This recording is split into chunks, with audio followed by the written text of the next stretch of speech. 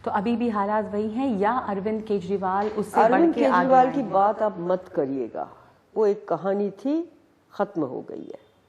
और चाहे sting operation और आप उसके बार बार मारिए, इसलिए मैडम आप उनकी बात ना करिए और मेरे से जो पूछना चाहे करिए। चलिए The Jharu is sweeping past. We've been through a lot together. You've done the RTI, you won the Max Say Award. Now you're in politics. Tell me 2 or 3 things you've learned from being in politics. देखिए, हम लोग politics में अपनी मर्जी से नहीं आए, मजबूरी में आना पड़ा हम लोगों को।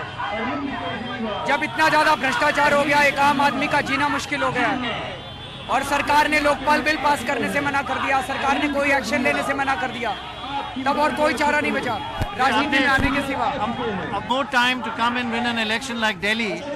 Will that give you an impetus to try for this Lok Sabha also, the Aam Aadmi Party? पहले हमें ये समझना, ये हमारा इलेक्शन नहीं है। जी हाँ। ये अरविंद केजरीवाल का इलेक्शन नहीं है, बिल्कुल। ये इन लोगों का इलेक्शन है। आम आदमी पार्टी। जो जनता जो है वो इतनी ज्यादा दुखी हो चुकी है इस देश के अंदर। इस बार जनता चुनाव लड़ रही है। अरविंद केजरीवाल की कोई औकात नहीं है, मैं बहुत छोटा सा आदमी हूँ, मेरी कोई औकात नहीं है, लेकिन जो जनता के अंदर गुस्सा है, अब जनता का जीना हराम हो गया है। 10,000 रुपए तनख्वाह और 5,000 रुपए बिजली का बिल आ रहा है। ये सिर्फ दिल्ली में है कि पूरी देश में? पूरे देश में ही बुरा हाल है लोगों So का। will you try for the Lok Sabha also for the Aam Aadmi Party? कब होगा, कैसे होगा, मैं नहीं कह सकता, चांस है। लेकिन पूरे देश से ही गंदगी दूर करनी है, वो तो मोटिव है। इट्स बेसिकली जब आप सच्चाई के रास्ते पे चलते हो ना, तो सारे ब्रह्मांड की शक्तियां आपकी मदद करती हैं, सारी अच्छी शक्तियां आपकी मदद करती हैं। और आना चाहिए, अन्ना जी को भी साथ आना चाहिए, किरण बेदी को भी साथ आना चाहिए। They should come together. You would like them? ये उन पार्टियों के लिए इम्पोर्टेंट होते हैं दारू बांटने के लिए, पैसा बांटने के लिए। हम दारू पैसा तो बांटेंगे नहीं, उस पर नजर रखेंगे। बाकी हम लोग तो डोर टू डोर बहुत इंटेंसिव कैंपेनिंग कर चुके हैं काफी। हम लोग अन्ना जी से अलग नहीं हुए हैं। अन्ना जी को अपना गुरु मानते हैं हम लोग, उनकी बहुत इज्जत करते हैं। जैसा अन्ना जी ने बार बार कहा है कि हमारे रास्ते अलग अलग हैं, मंजिल एक है।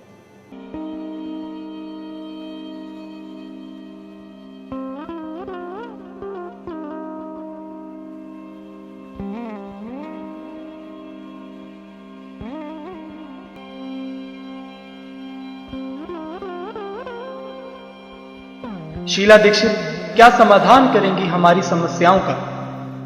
उन्हें तो लगता है दिल्ली में कोई समस्या है ही नहीं। दिल्ली, जी हां, दिल्ली की जरूरत है अरविंद केजरीवाल। भारत के संविधान के प्रति, भारत के संविधान के प्रति सच्ची श्रद्धा और निष्ठा रखूंगा। सच्ची श्रद्धा और निष्ठा रखूंगा। नौजों की तस्वीरें दिल्ली पुलिस और दिल्ली के कानून मंत्री सोमनाथ भारती की हैं। ये हैं कानून मंत्री सोमनाथ भारती और उनको बार बार उंगली दिखाने वाले ये हैं दिल्ली पुलिस के एसीपी हरपाल सिंह। आप मैं क्या कह रहा हूँ, क्योंकि मैं सच बात बता रहा हूँ। आप जाकर के वहाँ पे रेड करिए, वहाँ पे ड्रग चल रहा है, वेश्यावृत्ति चल रहा है, वहाँ पे रेड करिए जाकर के वहाँ पे। पुलिस वालों की हिम्मत तो देखिए, आम आदमी पार्टी के मंत्री के सामने ही आम आदमी को डांट लगा दी।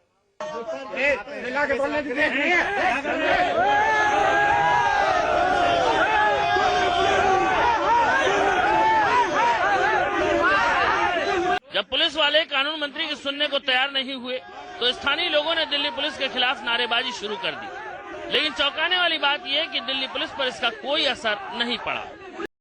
मालवीय नगर के खिड़की एक्सटेंशन इलाके में एक बहुत बड़ा सेक्स रैकेट चल रहा है, वहां पे ड्रग रैकेट चल रहा है।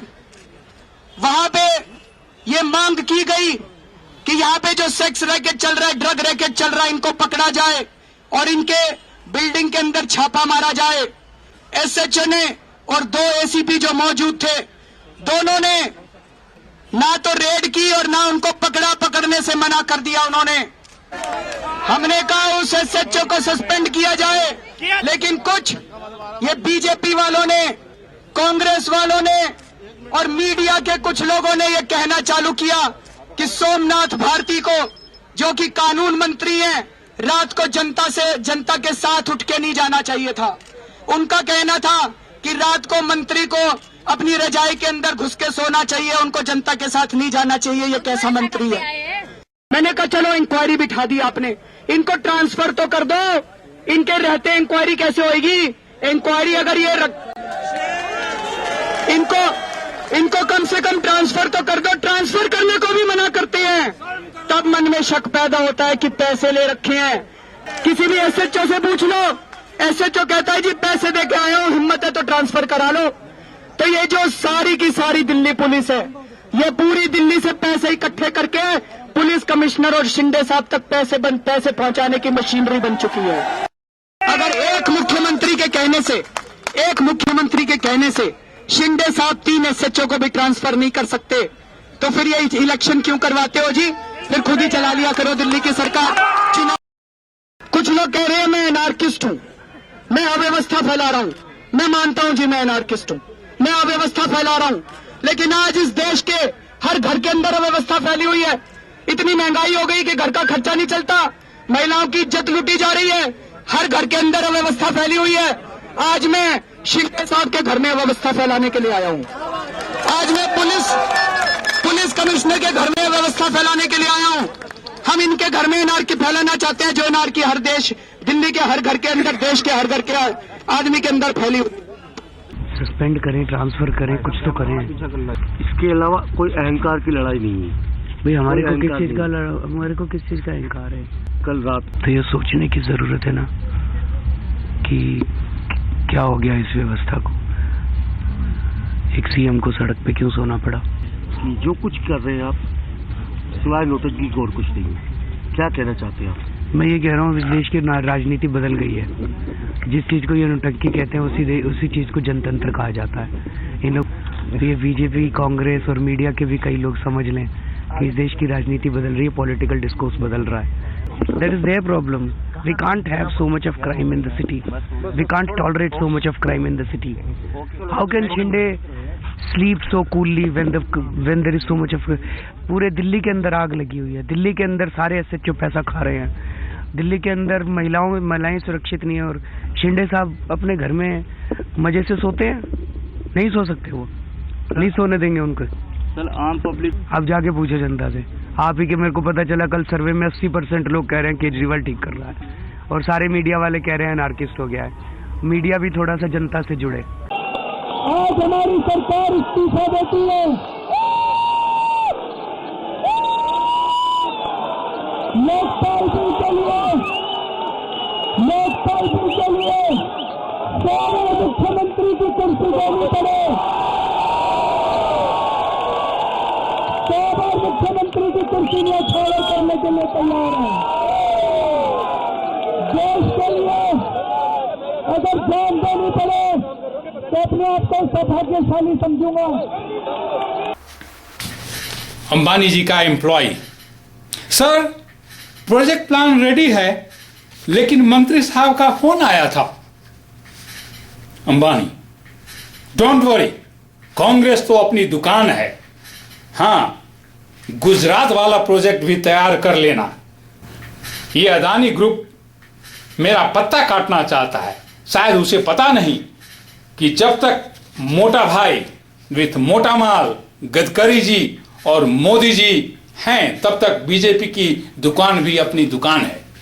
मिस्टर केजरीवाल, अरे ताऊ, तुम पगड़ी के बदले ये हैट कहां से पहन रखा है? जरा जल्दी करना, इन लोगों पर एफआईआर दर्ज करना, मुझे असेंबली भी जाना है। पुलिस ऑफिसर, लेकिन सर शिंदे साहब का फोन आया था। केजरीवाल, ताऊ तुम शिंदे की बात मानेगा या मेरी बात मानेगा? तेरी इलेक्ट्रिक कनेक्शन तुम्हारे घर में कटवा दूंगा मैं फिर। पुलिस, ठीक है सर, मैं फिर एफआईआर दर्ज करता हूं। अंबानी, ये क्या हो रहा है सिब्बल जी? अरे Chiddu, did you hear what this Kejriwal is doing? ये तो मुझे तिहाड़ जेल भेजने की तैयारी कर रहा है। Mister Sibal, don't worry sir, Ahmed Patel ji सब ठीक कर लेंगे। हाँ सर, जनार्दन दुबे जी कह रहे थे कि इलेक्शन कैंपेन का बहुत सारा बिल आया हुआ है। अंबानी, हाँ भेज दूंगा। जल्दी इस केजरीवाल को निकालो यार, नहीं तो ये मुझे तिहाड़ भेजने की तैयारी में है। और ध्यान रखना, ये तुम सबको भी तिहाड़ भेजेगा मेरे साथ। सोनिया जी, बेटा चल भाग, यहां से निकल भाग। अंबानी, ये तुम लोग क्या कर रहे हो? केजरीवाल यहां भी पहुंच चुका है। राजनाथ जी, सर मैं चक्रव्यूह की रचना कर रहा हूं। जेटली, ये हरामी केजरीवाल हमारे चक्रव्यूह से निकल नहीं सकता। हाँ मोदी जी, हेलीकॉप्टर का बिल आया था सर, आप भेज दिए क्या? अंबानी, हाँ मैं समझ गया, मैं भेज दूंगा। लेकिन याद रखना मोदी जी, आपकी बहन किरण बेदी ने तिहाड़ जेल का मैनुअल भी बदलवा दिया है। तिहाड़ जेल अब रेलवे स्टेशन का प्लेटफॉर्म नहीं है जहां आप चाय बेच सकते हैं। वहां चक्की पीसना पड़ेगा आपको भी, और मैं वहीं आप सबको भी लस्सी पिलवाऊंगा। जल्दी इस केजरीवाल का कुछ करो, नहीं तो हम सब उसी जेल में रहेंगे। अरे अरे तुम लोग ऊपर कहां जा रहे हो? नीचे जाओ, नीचे जाओ।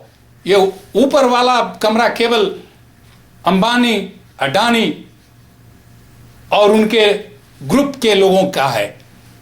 तुम कांग्रेसी और बीजेपी नीचे जाओ, नरक में जाओ। लेकिन भ्रष्टाचार के खिलाफ कानून न बनने पाए और भ्रष्टाचार के समर्थन में जिस प्रकार से कल अंबानी और उनके 40 भाइयों ने विधानसभा के अंदर कांग्रेस और बीजेपी ने एकता दिखाई और लोकपाल कानून नहीं बनने दिया, इन दोनों पार्टियों ने दिल्ली और देश की जनता के पीठ में छुरा मारने का काम किया है। इन दोनों पार्टियों ने यह बताने का काम किया है कि कोयला घोटाला में दोनों पार्टियां एक हैं, आरटीआई के मसले में दोनों पार्टियां एक हैं, लोकपाल केंद्र में कमजोर बने इस मामले में दोनों पार्टियां एक हैं, दागी सांसदों के मामले में दोनों पार्टियां एक हैं, और अब ये पूरे देश के सामने विधानसभा की कार्रवाई से यह साबित हो गया, जब वो विधानसभा की लोकपाल की चर्चा में दोनों पार्टियां खड़े होकर कहते हैं हम 40 हैं, हम 40 हैं, हम 40 हैं, यानी मतलब साफ है 32 बीजेपी 8 कांग्रेस, दोनों भाई साथ हैं। और ये सब कुछ इसलिए हुआ कि पिछले दिनों मुकेश अंबानी के खिलाफ एक बड़ा साहसिक फैसला अरविंद केजरीवाल जी ने एफआईआर दर्ज करने का लिया। इसलिए आम आदमी पार्टी का यह मानना है कि लोकपाल अगर नहीं बन सकता, भ्रष्टाचार के खिलाफ कानून नहीं बन सकता, तो आम आदमी पार्टी की सरकार को 1 मिनट भी सत्ता में रहने का अधिकार नहीं है। अरविंद केजरीवाल ने इस्तीफा दिया। हिंदुस्तान के इतिहास में पहली बार मुद्दों के आधार पर, घोषणा पत्र की बात पूरी न होने के आधार पर एक मुख्यमंत्री ने अपने पद से इस्तीफा दिया। इसके लिए उनको आम आदमी पार्टी ने, पूरी पार्टी के लोगों ने उनको बधाई दी है। और जो क्रिटिक्स हैं वो खासकर ये कहेंगे कि ये अरविंद केजरीवाल का शुरू से ही एक प्लान था, एक पॉलिटिकल स्ट्रैटेजी थी, क्योंकि आप लोकसभा चुनाव में लग जाना चाहते हैं। क्यों आपने रिजाइन किया? आप ये कह रहे हो कि मैंने बीजेपी कांग्रेस से सेटिंग कर ली थी? मैंने तो ऐसा कुछ नहीं कहा कि आप मैं सिर्फ पूछ रही हूं कि has it gone according to plan for you? नहीं, मैंने ये कहा था कि हमारे लिए भ्रष्टाचार बहुत इंपॉर्टेंट है, और अगर भ्रष्टाचार के खिलाफ जो लोकपाल बिल लाया जा रहा है, हमारे तो आंदोलन की पूरी फाउंडेशन ही वो थी। 3 साल से किस लिए लड़ रहे हैं हम लोग? इसी के लिए तो लड़ रहे थे। तो अगर ये बिल प्रेजेंट नहीं होने दिया जाता, पास नहीं किया जाता, तो फिर सरकार में बने रहने का कोई मतलब नहीं है। और क्यों नहीं हो रहा? क्योंकि हमारी असेंबली में मेजोरिटी नहीं है। फिर हम इस्तीफा देंगे, दोबारा जनता के बीच में जाएंगे। जनता को अगर साथ देना है तो जनता साथ देगी, मेजोरिटी लाएगी। How disappointed are you? I am not disappointed. ये मेरी लड़ाई थोड़ी है। मेरे को कोई पैसा कमाना है, मेरे को कोई मुख्यमंत्री प्रधानमंत्री बनना है। मुख्यमंत्री की कुर्सी, मैंने उस दिन भी बोला था, देश को भ्रष्टाचार से बचाने के लिए मुख्यमंत्री की कुर्सी 1000 बार कुर्बानी। और मुख्यमंत्री की कुर्सी क्या, अगर अपनी जान देनी हो तो जान भी देने के लिए तैयार है। मेरी लड़ाई नहीं है। Why should I be disappointed? देश की लड़ाई है, जनता की लड़ाई है। आपकी एक आवाज लगे, कहीं कोई परेशानी हो, सबसे पहले मैं खड़ा हूँ। नरेंद्र मोदी से कौन लड़ेगा? लड़ेंगे जो ठोक के जवाब देना को, मोदी को मोदी के ठोक के। वो गुजरात समझ रहा 4% मुसलमान है गुजरात में, यहाँ 42% मुसलमान है, यहाँ गुजरात बना दे। Of a Congress candidate making a very hateful speech there, saying that he is going to chop Narendra Modi into pieces. वही होता है जो मंजूर खुदा होता है। वैसे मुझे विश्वास है कि इस साल का इलेक्शन अच्छा होगा। नेतागण एक दूसरे का हाथ पैर काटने पर लगे हैं तो हमारा नया पार्लियामेंट अंधे, लंगड़े, लूले, बहरों की जमात हो सकती है। ये कितना बुरा दिन होगा। भगवान हिंदुस्तान की रक्षा करे।